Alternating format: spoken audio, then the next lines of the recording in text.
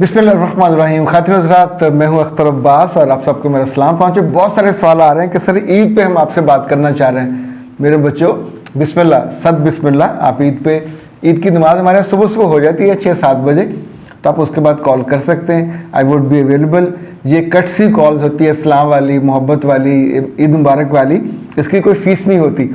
Fees तब शुरू होती है जब आप हमारे स्टाफ से नंबर लेके अपॉइंटमेंट लेते हैं 1 घंटे या आधे घंटे के लिए। तो जो ईद पे मुझसे बात करना चाहें 0300 946 8746।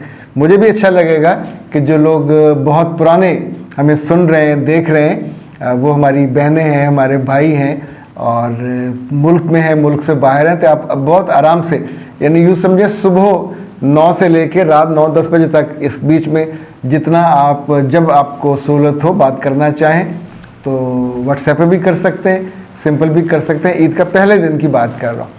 अलबत्ता पहले दिन की जो शाम और रात के औकात है वो हमने काउंसलिंग के लिए रखे, तो दिन में आप आसानी से कर सकते हैं। स्नो वाइट कहती हैं कि सर ईद आ रही है कि आपने कोई काउंसलिंग के हवाले से ऑफ़र रखी है? मेरे बच्चे, बिल्कुल रखी है। इसकी डिटेल्स आप 0332 746 8746 पे ले लीजिए। मैं सच्ची बात है भूल रहा हूँ, 10, 15, 20 इन 3 फिगर के बीच में कोई वो है फिगर। मेरी टीम मेरा कल पीछे उसको कर देगी डिस्प्ले कि कितने % है। तो आप ईद से पहले पहले कॉल करके अपना जो टाइम स्लॉट है वो ले लीजिएगा और फीस अपनी जमा करा के फिर बात कर लीजिएगा। अच्छा जनाब, आज एक बड़ा मज़े का वो है, ये दुख और तकलीफ़ बहुत सारी बेटियों को ससुराल में जाके सहनी पड़ती है। उस पर हम बात पहले सुनते हैं फिर करते हैं।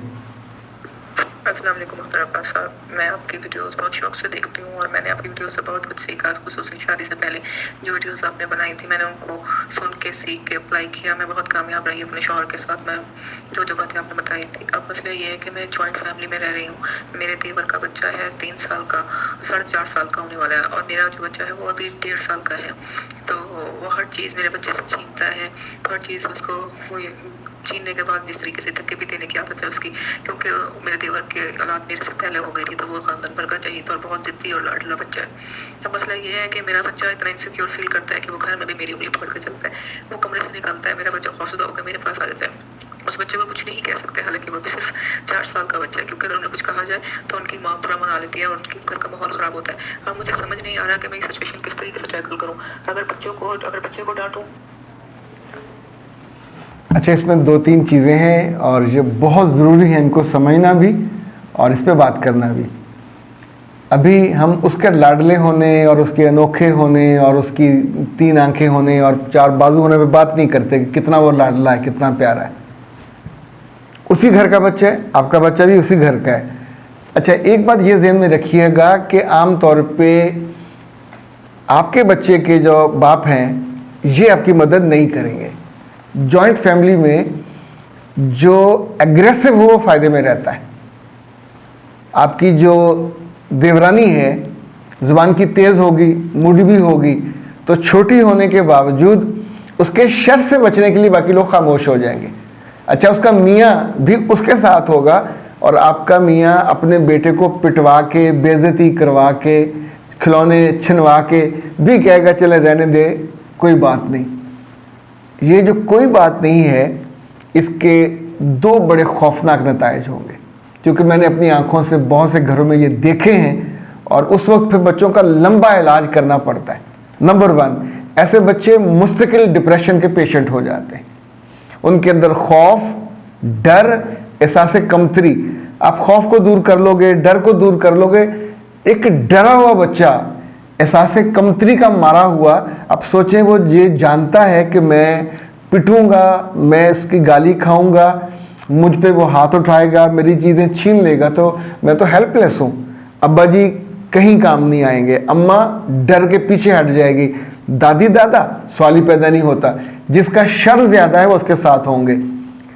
ये तो हुआ एक सोशल फ़ायदा, लेकिन जो इससे बुरा होता है वो मैं आपको बता के अलार्म करना चाहता हूँ, आपको मुतवज्जो करना चाह रहा हूँ कि ऐसे सब घरों में जहां आपके जेठानी का बच्चा हो सकता है, देवरानी का बच्चा हो सकता है, नंद का बच्चा हो सकता है, जो ज़्यादा लाडला हो और 1-2 साल बड़ा हो और एग्रेसिव हो, इन बच्चों के शर से आपके बच्चों का हाल तो बर्बाद होगा ही होगा। अल्लाह न करे, फॉर गॉड फॉरबिडन, ये बच्चे दस्तदराजी करते हैं, ये बच्चे छोटे बच्चों को मैनिपुलेट करते हैं। यानी अभी 2-4 साल के बाद ये बच्चा, चूँकि ज़्यादा बड़ा 4-5 साल के बच्चे हमारे यहाँ आमतौर पे सेक्सुअली अब्यूज़ करने के काबिल हो जाते हैं, और जबकि शिकार उनका इतना छोटा हो, ना वो रो सके, ना बयान कर सके, ना शिकायत लगा सके। तो अब आप सोचिए, ऐसा बच्चा जो एक दफ़ा सेक्सुअली अब्यूज़ होगा अपने ही कज़न के हाथों, जब आपको पता चलेगा तब कई साल गुजर चुके होंगे और वो मुसलसल उस अजाब से गुजरेगा, तब आप क्या करोगे? यानी वो बच्चा खुदकुशी की कोशिश करेगा and you wouldn't be able कि आप उसको रोक सको या समझा सको। तब आप अपने मियाँ को बताओगे तो आपका मियाँ उस वक्त अपनी नासमझी हमाकत पे हाथ भी मलेगा तो कोई फ़ायदा नहीं होगा, नुकसान हो चुका होगा। इवन आप अपने बच्चे की इज्जत नहीं कर पाओगे। यानी एक लुटा हुआ बच्चा जब मदद के लिए माँ बाप के पास आता है और वो यानी बेदस्तो पा हो, कोई माँ बेदस्तो पा नहीं होती। अब जो करने की चीज़ है, सबके सामने आप बहुत मीठे रहें, बहुत अच्छे रहें। अगर वो बच्चा चूँकि आपके कमरे में आके वो तंग करता है, तो you must have the initiative and power, उठ के अपने बच्चे के सामने खड़े हो जाएं और उसको शट अप कॉल दीजिए, उसका कान पकड़िए, उसका मुंह मोड़िए और बाहर निकाले। उसका इस वक्त बच्चे के आराम का वक्त है, मेरे भी आराम का वक्त है, चले जाओ, और इस वक्त मत आया करो। खेलना हुआ करे तो बाहर खेला करो।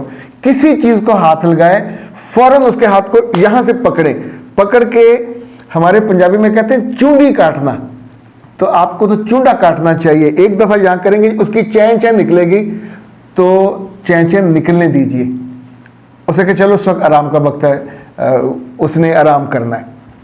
लेकिन ये किसी के सामने नहीं होना। किसी के सामने अगर वो कुछ इस तरह का आप करोगे तो आपके लिए मुश्किल होगी। तो हमेशा और अपने बच्चे को आपने समझाना, मेरे बच्चे मैं तुम्हारे साथ हूँ।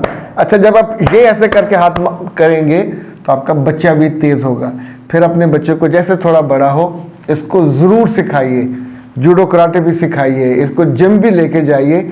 जो बच्चे छोटे हों, क्या हम उनको डरने के लिए कुत्तों बिल्लों को आके डाल दें? अपने बेटे के साथ माँ को शेरनी बन के और बाप को शेर बन के। एक ऐसा वक्त आएगा, अगर खुदा ना खास्ता आपने ये नहीं किया तो आप बहुत बुरे हालात में ये घर छोड़ के जाओगे, और तब तक वो आपके देवर का बच्चा गुंडा बन के आपसे भी बदतमीजी करेगा, आपके मियाँ से भी करेगा। चूँकि जो बच्चे बचपन से ही बदलिहाज होते हैं, गांव और जो पेरीफ्री के लोग अपने बाल बच्चों को बदतमीज बनाते हैं ताकि जॉइंट फैमिलीज में वो बाकी लोगों की बेइज्जती कर सकें। ये वो हिकमत अमली के तहत करते हैं। और बाज़ ख़ानदानों की जो जाहिल बहुएं हैं, जैसे कोई देवरानी हो सकती है, कोई जिठानी भी हो सकती है, वो अपने ख़ानदान की परंपरा जिसमें अपने लड़के को वो बड़ा बना के, बदतमीज़ बना के, बदलिहाज बना के, तो जो बदलिहाज बच्चा होगा वो सिर्फ आपके बच्चे से ही बदतमीज़ी नहीं करेगा, आपसे भी करेगा, कल आपके मियाँ से भी करेगा। ये अपनी चीज़ें छिनवाना बंद कराइए, अपने कमरे में उसका आना बंद कीजिए, और अपने बच्चे को बिल्कुल ब्लंटली उसके साथ खेलने से भी बंद कीजिए।